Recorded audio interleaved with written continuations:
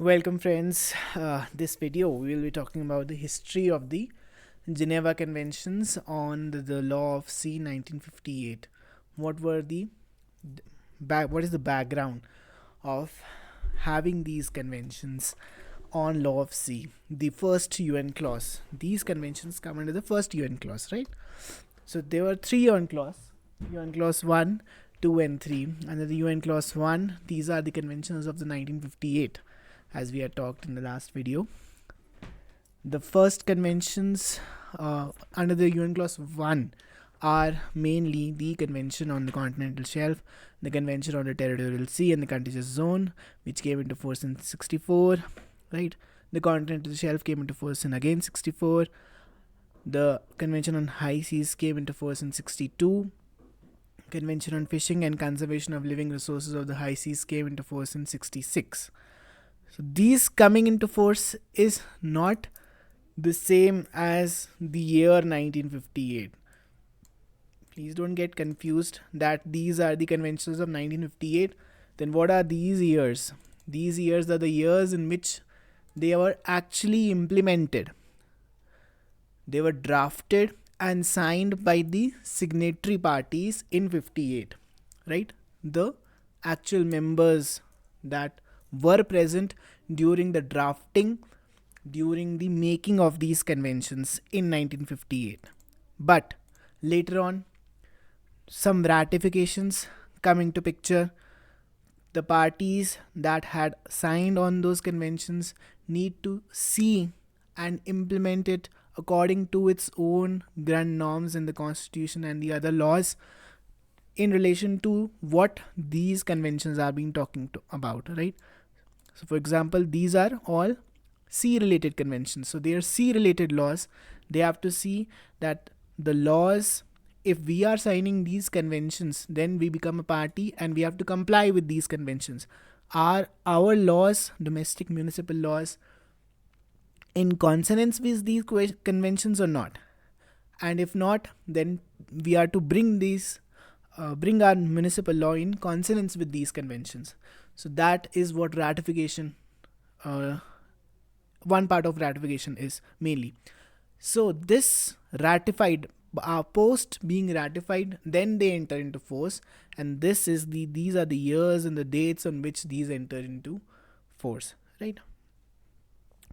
Main drawback here, as we will be talking about, that it was the UN clause 1 was complete in most of the respects, but important issue of the breadth of the territorial waters was not talked about. Territorial waters, not just about the territorial sea only, but also about other breadth of various regions were not talked about, or it was left as a gray area. Then came the UN Clause 2. In UN Clause 2 in 60, it was the second conference on the Law of Sea Conventions. But here, there was no results. There were no agreements because of the Cold War, right? The developing nations, third world countries participated only as clients, allies, or dependents on the United States or the Soviet Union with no significant voice of their own. So they were either towards the US or towards the Soviet Union, and therefore they were just merely listeners or participants. They didn't actively participate, right? And as there were only two dominant powers at that time, so there was no third vote which could tell about what is the majority, etc. Third or more than two votes, right? So therefore there was no result, although there were many deliberations held, but no resultant convention could be drawn out or chalked out. Then mainly came the third convention, which is still followed and which is the main convention on the law of sea, that is the UN Clause 3. The issue of varying claims of territorial waters was raised in the UN in 67 by Arvid Pardo of Malta, and 1973, the third UN conference on the law of sea convened in New York. This was an attempt to reduce the possibilities of group of nations dominating the negotiations. The conference used a consensus process rather than a majority vote. So here a consensus process was used rather than a majority vote. So we have in our parliament as well 3/4 majority, simple majority.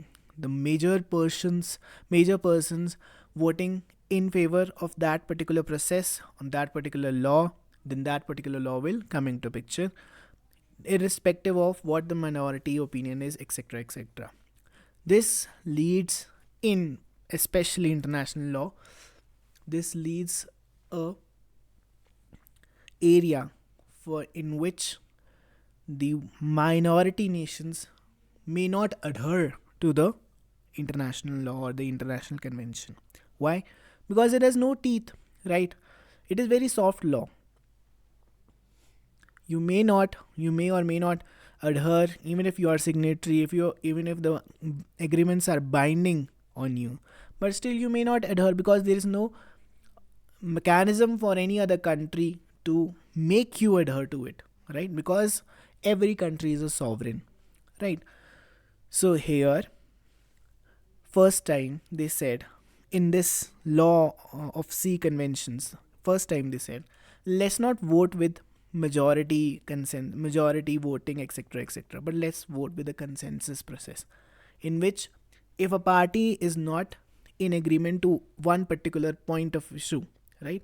So a consensus was developed that what could be the middle ground on which we can have a consensus, all the parties can have a consensus. If that middle ground is achieved, then yes, everyone will be in favor of that particular point or that particular motion. With more than 160 countries participating, the conference lasted until 82. The resulting convention came into force in 1994, November 16.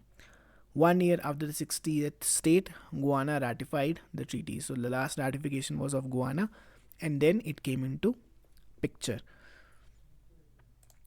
The convention introduced a number of provisions. Most significant issues covered were setting limits, navigation, archipelagic status, transit regimes, EEZs, Continental Shelf jurisdiction, deep seabed mining, exploitation regime, protection of the marine environment, scientific research, and settlement of disputes. All of this, majoritarily, settlement of disputes was not there in the first convention, right? Second convention had no outcome, but first convention did not have any kind of settlement of issues, right? So this is what majoritarily this convention was all about.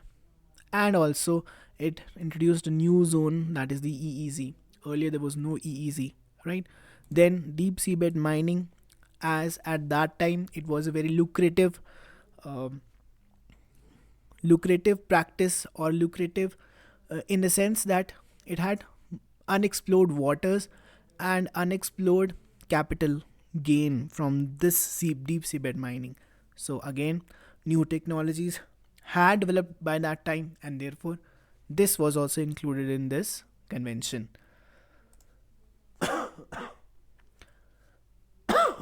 But what the history was, let's just discuss of the UNCLOS 1. The conventions and protocol are the product of the first, this convention, that is the UNCLOS 3 convention, is the product of the first convention, right? The convening of the conference by this resolution in 57 was culmination of a long process. It had its precedence in the work of Hague Conference for the Codification of International Law held in 1930 under the auspices of the League of Nations. Earlier, post World War I, there was establishment of League of Nations. Post World War II, the League of Nations was dismantled and establishment of United Nations organization, right? Mainly, the dealing of the first UNCLOS convention was on the territorial waters, right? Although not agreeing on the breadth of the territorial sea, it could present. So again, breadth of territorial sea was not agreed upon, but otherwise it present in its reports.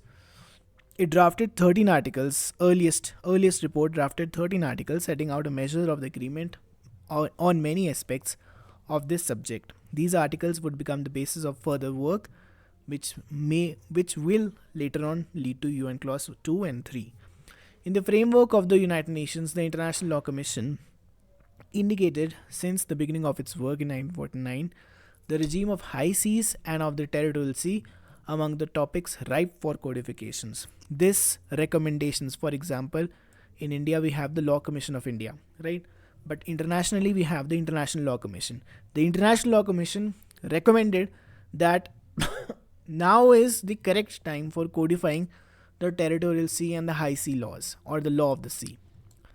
A special rapporteur is a person or a group of persons, or a working group of persons who reports back to the main body through which it is sent. For example, here obviously the United Nations sent a special rapporteur and it reported back to the United Nations. So this was designated, who proceeded to submit reports on various aspects of the main topic, that is the law of sea. Up to the end of its work, the one rapporteur, in 1956, the ILC and the General Assembly of the United Nations, which closely followed its work, proceeded through several drafts concerning different aspects of the law of the sea. It was only in the final report submitted to the General Assembly in 1956 that all provisions were systematically ordered as one body of draft articles covering the whole of the law of the sea. This final report was to be the main basis of the work of the 1958 Geneva Conventions. So the final report was in 56, but the first report, as they said, it talked about 13 articles, right? And this came post this Hague conferences, etc., or post 57, right? Next, it is the conference whose task was to examine the conference. Which conference? The Geneva conference, right? Now, this conference held in Geneva was to examine the law of sea, taking into account not only the legal but also the technical, biological, economic, and political aspects of the problem, and to embody the results of its work in one or more international conventions or such other instruments as it may deem appropriate. So it was to examine what the law of the sea, and how, by seeing that the law of the sea is framed not only in the legal aspects but also in the technical, biological, economic, and political aspects of whatever the problems were there at that time pertaining to the sea and its law, right? And this was then to be formulated in a codified international law or a convention or an instrument, whichever was appropriate. The unity of the law of sea painstakingly reached in the final stages of the work of the International Law Commission was lost. Such unity was one of the main objectives pursued to reach in 1982 conventions on the law of the sea. Earlier, there was a unity that yes, we are to make a law on the sea, and these should be the main principles behind that law. But later on, the unity between the persons of the International Law Commission was lost, and therefore a proper document could not be presented which all encompassed each and every aspect pertaining to the law of sea.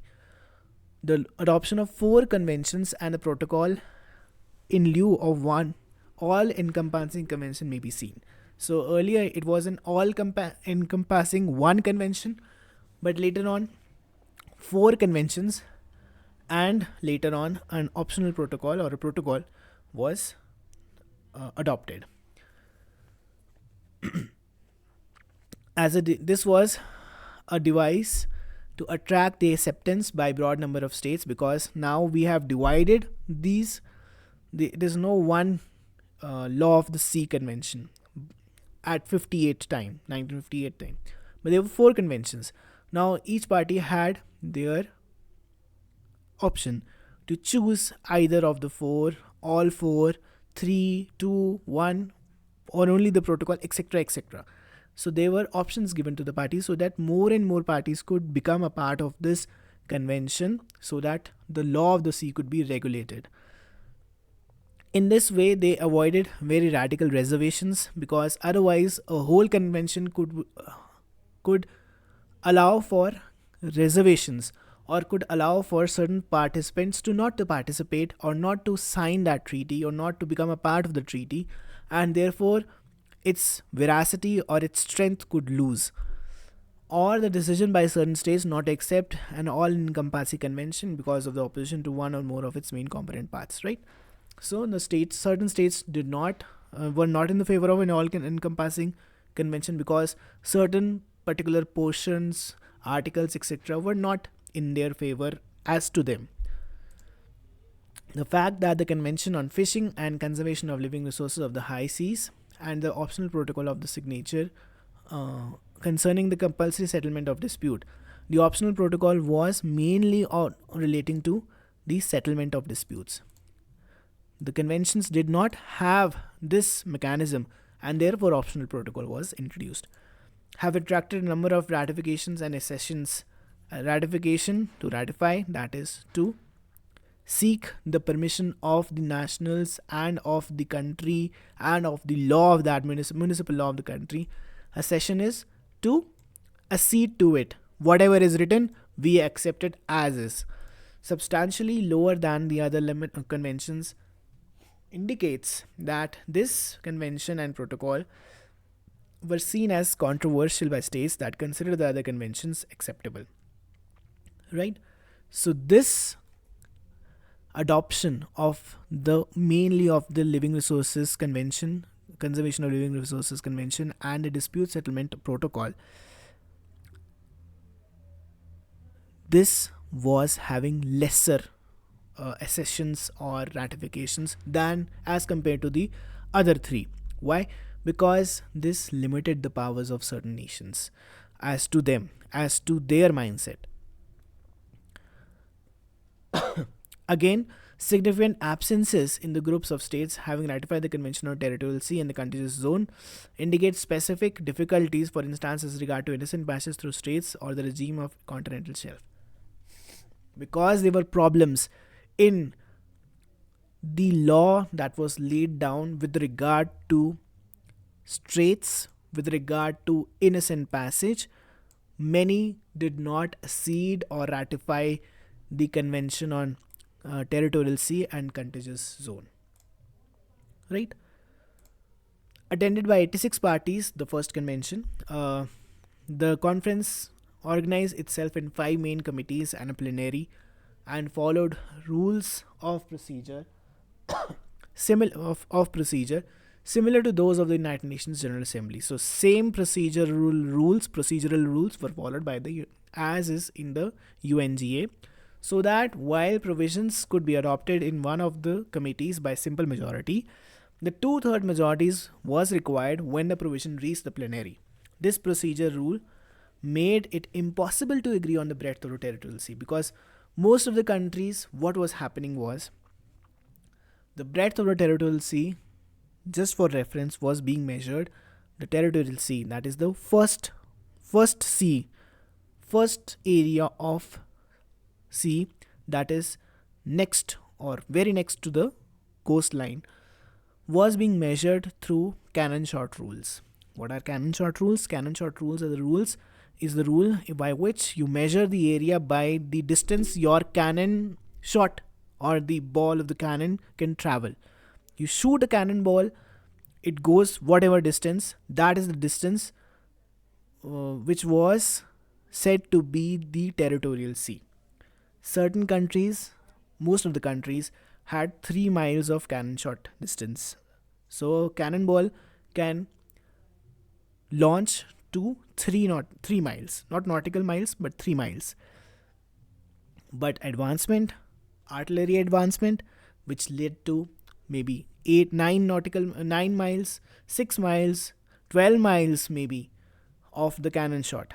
So now their cannon shot range increased, and therefore they started claiming more and more area of the as their own territorial sea, because they could defend those areas. Cannon shot was used so that it was easier for the forts at the coast to defend their coasts, to defend their sea, the sea in which they could be shot down. Invader could be shot down. That area of the sea was the territorial sea at that time, by the cannons, shot down by the cannons. So again, there was no consensus reached, because the consensus was being again put forth through simple majority and in the plenary session by two-third majority. Although 12-mile breadth probably could have secured approval of the committee, it was clear that it could not do so in plenary. Thus, the question was left unresolved by the Convention on the Territorial Sea. The fact that this convention provides the external limit of the contiguous zone cannot exceed 12 miles from the baseline indicates that no breadth beyond 12 miles was seen as acceptable. Again, many of the countries could not adhere to the numerical values of the distances of the contiguous or the territorial sea. The United Nations General Assembly considered this key unresolved question, together with that of the fishing limits, worthy of further effort at reaching agreement, and made them the main items in the agenda of the Second UN Conference on the Law of Sea held in Geneva from 16 March to 26 April 60. So again, these points were again raised in the second UNCLOS. This conference failed again utterly, because to fulfill its objectives, among the various proposals ranging from 3 to 200 miles maximum limits, a proposal for 6 miles breadth of the territorial sea plus a 6-mile fishery zone immediately adjoining it was accepted in the committee of the whole, but did not obtain the necessary two-third majority in the plenary. Right? The Convention on the Territorial Sea sets out the detailed provisions of the main rules on the territorial sea and the contiguous zone. Its rules address, in particular, baselines, bays, delimitation between states. We will be talking about bays later on. Delimitation between states with whose coasts are adjacent or face each other, adjacent states, and opposite states. Face each other, opposite states. Innocent passage, contiguous zone. Among the aspects that at that time were seen as the most controversial was those related to Article 16 of the Convention. What was this article? Our first Article 16 paragraph 4 provided that innocent passage, which cannot be suspended, applies in straits used for international navigation. We had talked about what are straits in the last video. You can see that used for international navigation, not only connecting one part of the high seas to another part of the high seas, but also the territorial sea of foreign states, thus including also the state of Tehran. So the main problem was in the state of Tehran.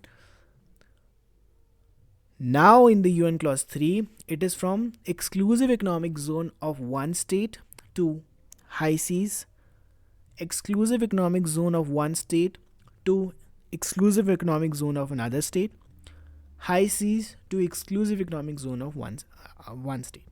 This is what the strait is, that a ship can pass through strait in these conditions. But in the earlier convention, the UN Clause 1, it was territorial sea. Now, no foreign state could allow, in the pretext of a strait, any vessel pleading innocent passage or having an innocent passage, not just pleading, having a right of innocent passage to come into its territorial waters or its territorial sea.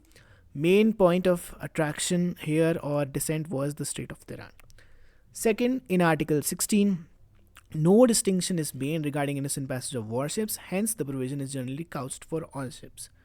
So, warship is a ship that is owned by any country, particularly a foreign country that is not of your own, the coast, in the context of the coast of your own country, a foreign country, a warship, which has artillery guns, which has ammunition, which has means of disrupting the peace and security of the nation state, of the coastal state, right?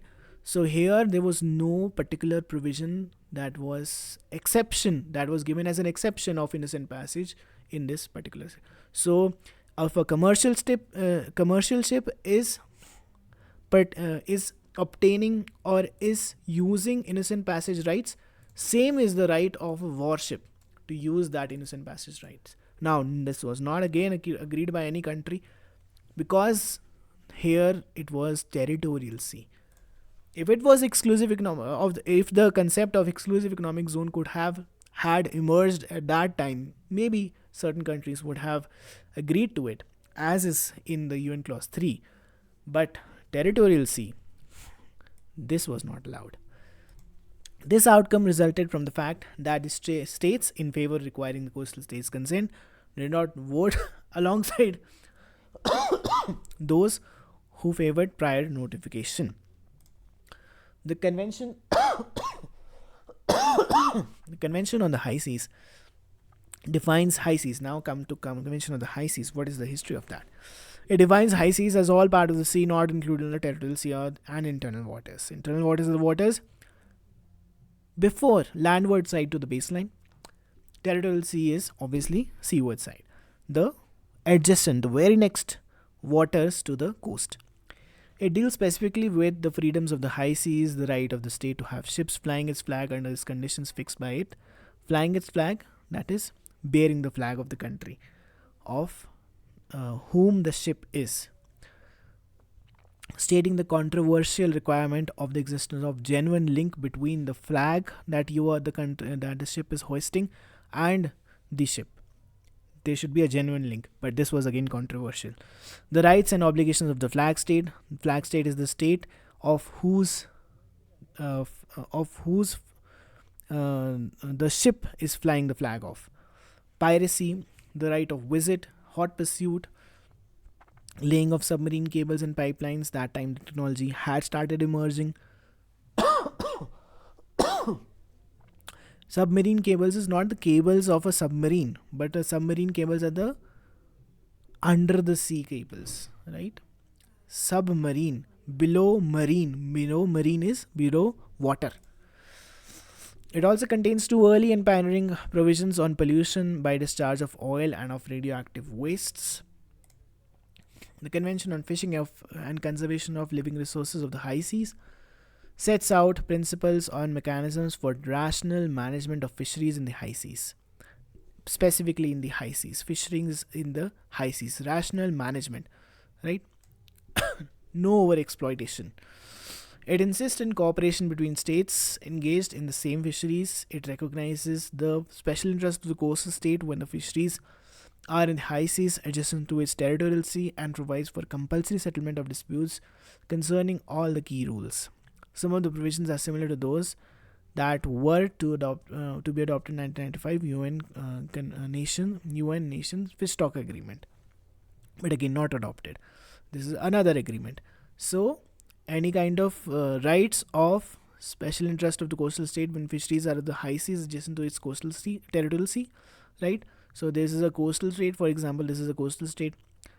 This is the territorial sea, and for example, at that time there was no contiguous. There was not much about the contiguous or the exclusive economic zone. So this was the high seas. So the coastal states adjacent high sea. What is the interest of that coastal state in that high seas with regard to fisheries? Right.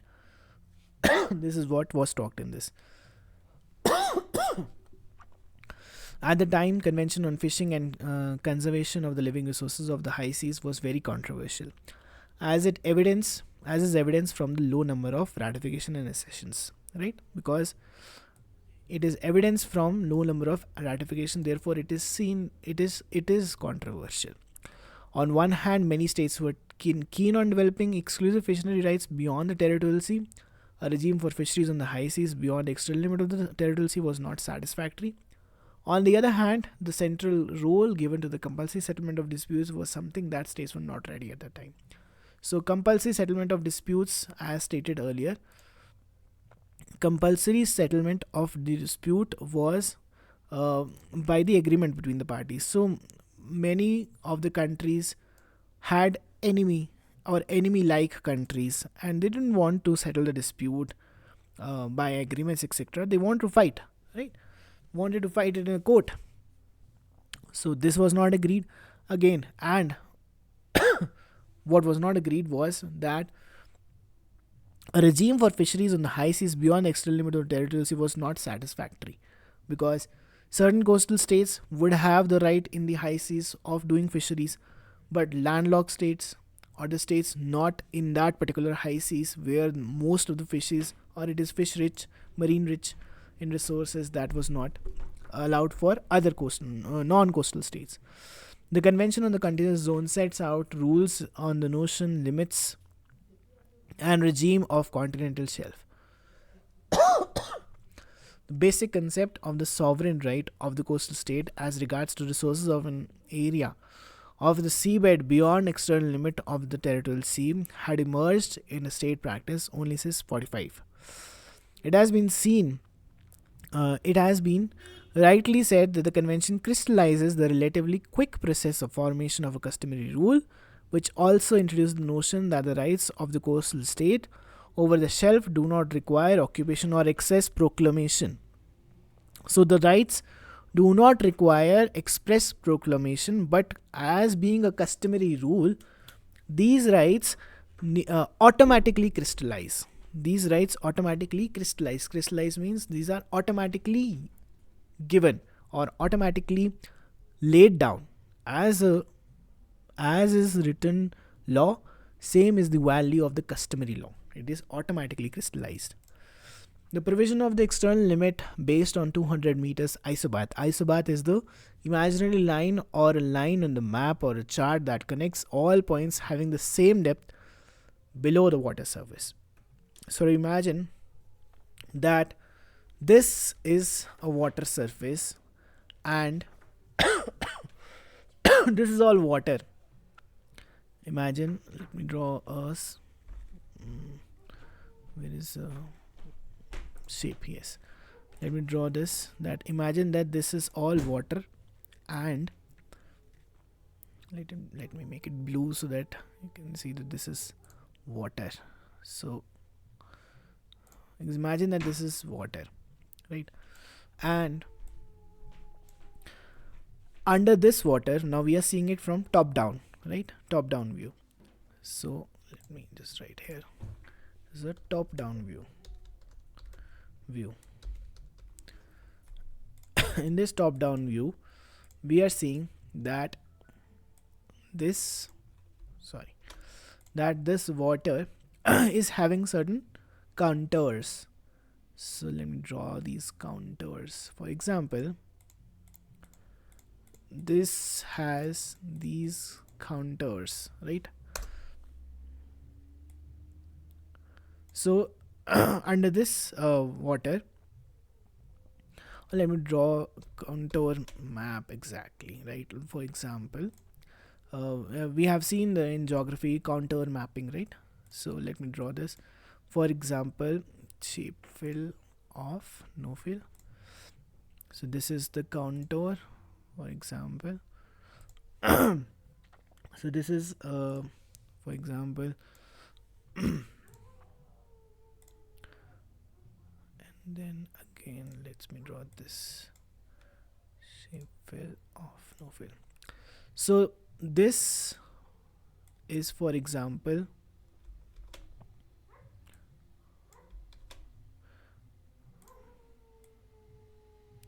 here this is let me maybe 200 meters from sea level, 200 meters down from the sea level, right? And here is, for example, this one is, for example, this is text box. This is 500 meters from sea level, and this is, for example, 1000 meters from sea level, like this. 1000 meters from sea level. 1000 meters. And this is the lowermost point. For example, here is the lowermost point. This is one. So this is one point, right? Now here, maybe it's a whatever the shape it is. Where is this shape? Yes. So let it be like this. This is the shape, right? Or and let's connect this to this, right? So this is the shape. So this area is let's consider that this is the lowermost point. Let's consider that this is the lowermost point in the sea, and it'll be, for example, 2000 meters. So isobath are the areas like this circle or maybe any shape. So this circle is the 1000 meter isobath. That is, every point in this circle or whatever the shape it is 1000 meters from the below the sea level. Every point in this circle or whatever the shape it is 500 meters below the sea level, 200 meters below the sea level, 2000 meters from the sea level. So this is a 2000 meter isobath, 1000 meter isobath. This is the concept of isobaths, right? So all of this is an isobath, and that is how many kilometers below or meters below or what same point is below the sea level. So this is the imaginary line. We have drawn it, but it is imaginary. It's an imaginary line. So external limit was based on 200 meters isobath, and on exploitability was to be seen as obsolete in light of technological progress and was radically modified in 1982 convention, because 200 meters isobath was earlier given as a limit. That, for example, you have your coast here. You have a coast. Ships. Yes, this is a country and it has a coast here. Its coastline is here. So this coastline, this is the coastline.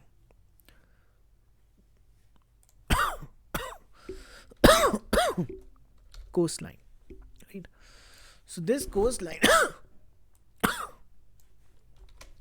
sorry, this is the coastline, and from this coastline they say that imaginary line was drawn that wherever there was a 200 meters isobath, before that the area was the territorial sea. For now, for example, this is the 200 meter level isobath, for example. Now from here, this distance will be considered as the territorial sea, and imaginary points, all the imaginary points within that. So for example, from here till here, again from this point, if we want to see from this point 200 meters, this to this, from this point we want to see, then this to this, this to this, right? If this, from this point we want to see this, because this would be 200 isobath fixed points. And for example here the isobath is extending, like this, I've drawn just a shape, but the isobath, for example, here is extending till here, and again the isobath here is extending like this. For example, like isobath is here, 200 meter isobath goes till here. Okay, so again this is a 200 meter level isobath again. So now from here, if we want to count, then what is the territorial sea? From here till here, right? This is the distance of territorial sea from here. In this point, from here till here. So this was what was considered, that this should be the principle that should govern, because it was explorability. You can explore till 200 meters below the sea level by that point's technology. Therefore, your territorial sea was again considered this. So now if you want to draw an imaginary line, what the territorial sea would be, then the imaginary line would be, I will draw it with, for example, dark blue color. So the territorial sea line would be I'm drawing just before this. So your territorial sea line would be like this something. So let me just draw the shape of this. Okay, I'm just drawing very roughly, but it will be like this, exactly on this line. Again, exactly on this line. Let me make it blue, right? So again we are drawing again. It just stopped here by charts. So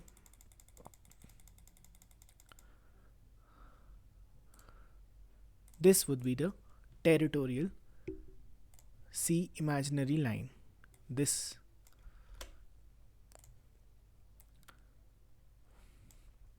is the territorial sea limit, right? This is the territorial sea limit, this blue line. Let me make this also blue.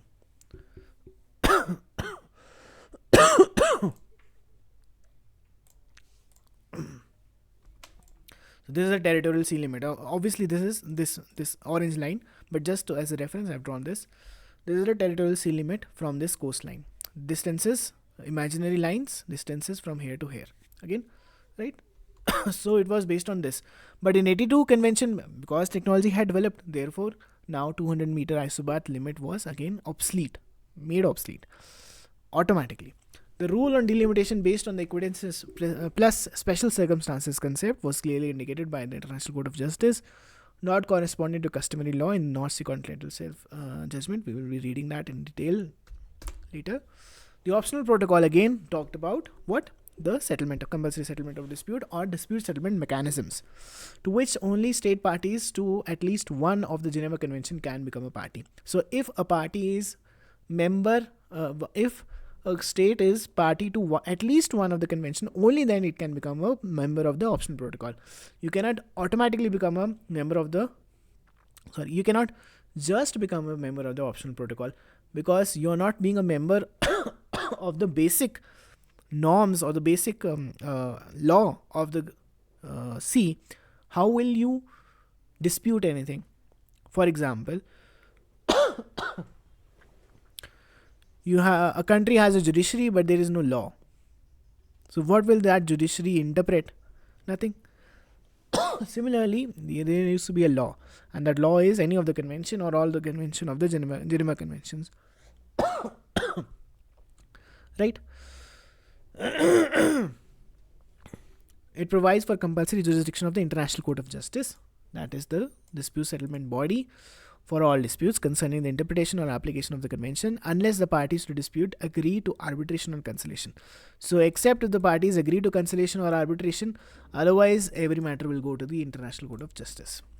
This protocol has never been applied in practice, and the modest number of parties it has attracted shows that compulsory settlement of disputes in law of the sea matters, if it is to be practically relevant, must be an integral part of the instrument dealing with the substance, a lesson learned by the Third United Nations Conference on the Law of Sea. So they say that this was a lesson for the Third UN Convention, because as in the first convention, it was not the part of the main instrument, the dispute settlement mechanism. Nobody became a part to this. For example, if any person is given an opportunity that a law is binding on you, but if someone has to exercise power on you, if you are not adhering to the law that is binding on you, you have to ask for, you have to be agreeing or consent to the another law which makes redressal mechanism compulsory, or makes a redressal mechanism towards you which can punish you. Nobody will be the party to that.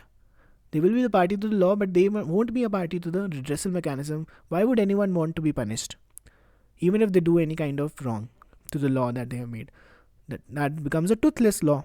And that was the Geneva Conventions without the optional protocol. Even if there was an optional protocol, nobody ratified it. Again, it became a toothless law. That was the lesson of the United Nations Third Convention. The importance of the Geneva Convention is currently mostly historical, as an expression of the traditional law of the sea, namely the law prevailing before the transformations in the international community and its assessment of the use of the seas that brought the Third Nations UN Convention on Law of Sea. The convention were adopted less than a decade before the famous speech of Arvind Pardo in the UNGA in 67 that started the process of the complete renewal of the law of sea and entered into force just before the event. So, it is seen as historically the first traditional law of the law of the sea. But it does not mean that it is not applicable. Any party who is a party to this convention will remain a party. The UN Clause 3 does not automatically make this law override this law. This law still is, the UN Clause 3 still is, if a party has any dispute regarding what should be applied, if there is multiplicity of law, then legal pluralism would come into effect and it can choose the law. This explains why, notwithstanding their intrinsic legal quality, they were soon seen as by the majority of the states as obsolete. Under 311, paragraph 1 of the UN Clause 3, the convention states that it shall prevail as between state parties over the Geneva Convention on the Law of Sea in 29 April. So it will be an overpowering. But still, parties, they do not agree to this, or even if they are signatory to that, they say that those laws have now become a customary law. The earlier laws are now customary law. And if you want to take benefit of this, we will also take the benefit of being a traditionally historical law and a customary law. We are practicing the custom through that law from that particular point of time till now. Now we will not be changing the law or changing our stance because this is the provision under this 311. The 155 parties to the 1982 convention include most of the states bound by the Geneva Conventions. The latter conventions remain binding only as in between or in relations with the few states that are parties relevant to the Geneva Convention and not parties to the 1982 convention. So this is the history. Procedurally, what was the history? That for UNCLOS 1, in the first session in 49, the ILC selected both regime of the territorial waters and that of the high seas as topics for codification. Right? It included letter with a list of topics to be given priority. The high seas topic was again further segmented into high priority topics and low priority topics. Following the recommendation by the General Assembly in Resolution 374, the topic of territorial waters was added to the list of prioritized topics in 51.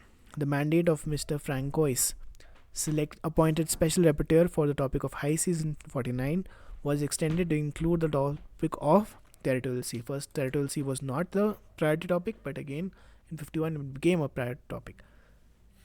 The topics were considered by the Commission in its second to 8th session from 50 to 56 respectively, on the basis of the reports of the special rapporteur, which was headed by Mr. Francois. Information provided by governments and international organizations as well as the paper documents by the Secretariat. Final drafts with regard to the Continental Shelf, fisheries and the contiguous zone were submitted by the Commission to the General Assembly in its 5th session in 53. The General Assembly decided, however, in Resolution 798 to defer all action until problems relating to both the high seas and territorial waters have been studied by the Commission, by its own Commission. The question of Continental Shelf was brought before the General Assembly by 10 member states at the 6th session in 54, but the Assembly again deferred all action, Resolution 899, and requested the Commission to submit its final report on the regime of the high seas, the regime of territorial waters, and all related problems of the Assembly by its 11th session 56. Again in 56, the Commission adopted its final report in the territorial sea. At the same session, all the draft articles concerning the law of the sea were included in a single systematic body as to constitute a final draft of the law of the sea. The draft was submitted to the General Assembly with a recommendation to convene a conference of plenipotentiaries, that is, the persons who are appointed by the nation states to represent in an international body. For example, the United Nations General Assembly. Those persons are called the plenipotentiaries. Following the adoption of Resolution 1105, the United Nations Conference on the Law of Sea, at which 86 states participated, was convened in Geneva from 24th Feb to 27 April of 58. In accordance with the resolution, the mandate of the conference was to examine the law of the sea again, which was not only legal, which we have talked about this, And then, in addition, there was an optional protocol concerning the compulsory settlement of dispute adopted in 62. That was all concerning the history of United Nations Convention on Law of Sea 1, 2, and 3rd. Thank you all.